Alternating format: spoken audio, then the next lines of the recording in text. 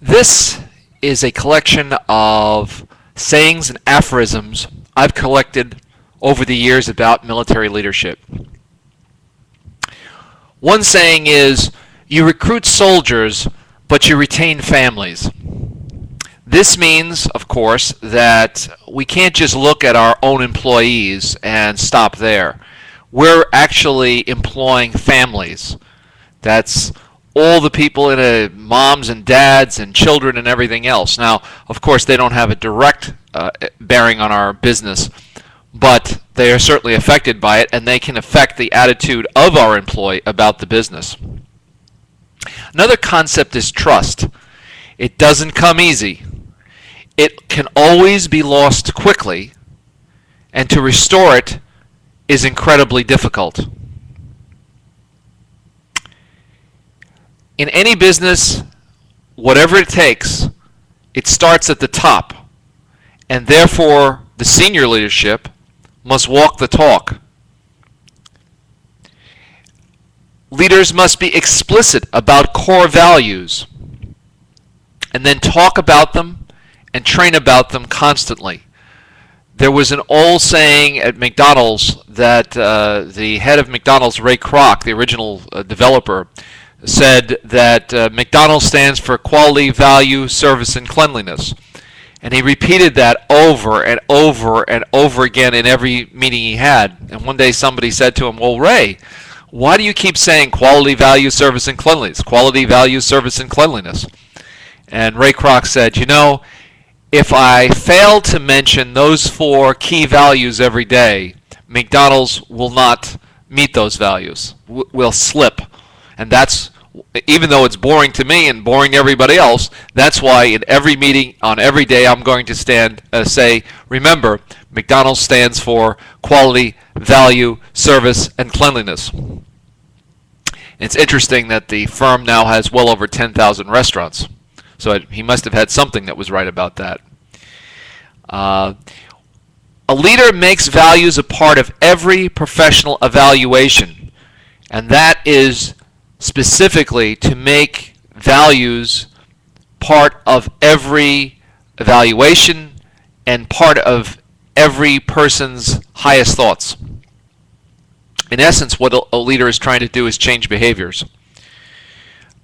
Leadership requires lifelong learning. It's not something you take a course on or sit in on a seminar. It's something that you will learn about during your entire lifetime. Even though I've spent literally decades thinking about this subject, I'm learning about something new constantly every day. Or maybe not learning something new, but refreshing something that I had forgotten. Another key and important concept is that leaders train leaders. The idea is that you teach them now and work with them later. In fact, it's been said that the most important function of a leader is to train the leaders that follow and to train subordinate leaders. Another concept is hope is not a method. We sometimes hope something is going to happen, but we have to take action to make it happen. And the kinds of things leaders think about on a daily basis are standards, skills, attributes, and knowledge. A leader is, in essence, a teacher, and the function is to train replacements. It should never be said that a leader is irreplaceable, because if that's true, the leader has not performed their duties correctly. Some of the other ideas that leaders should exhibit are initiative, creativity, and innovation, and we'll have more to say about those subjects later. Leaders need a compass, just like a physical compass to determine direction. And the 4 points of that compass, or the points of that compass, are values, character, integrity, principles, purpose, and aim. That's the guiding light of a leader. The leader needs a compass, but it is not a roadmap. Which would mean rules and regulations. Rules and regulations are important, but it's the compass values that really determine your success. And this leads, if done correctly, to a spirit of esprit, cohesion, morale, good order, discipline, or in another way to phrase it, professionalism. What leaders do is accommodate general differences, but keep a focus on their principal aims and mission. They're the kind of people that play hard and play smart together. A leader doesn't see himself or herself as the most important aspect of a job or career, but sees the function of the team and success of the team as the most important aspect. In other words, the job of a leader is to be part of something bigger than oneself. A leader does routine things to standard and has extraordinary expectations. You know, there's an old saying that people rise to their expectations of them. And this is true for students, it's true for organizations. A leader is a role model for right values.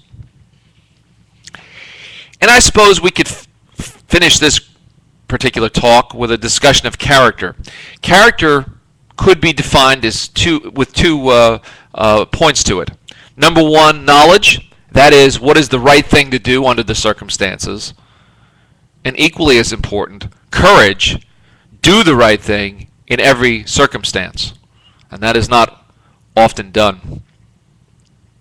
Then finally, I'd like to finish up this segment with a discussion of what has been defined as failure factors.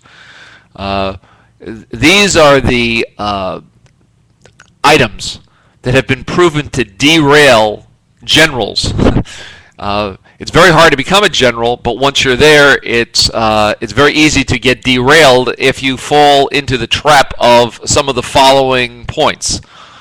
And you can see this as you read histories of successful and unsuccessful general officers.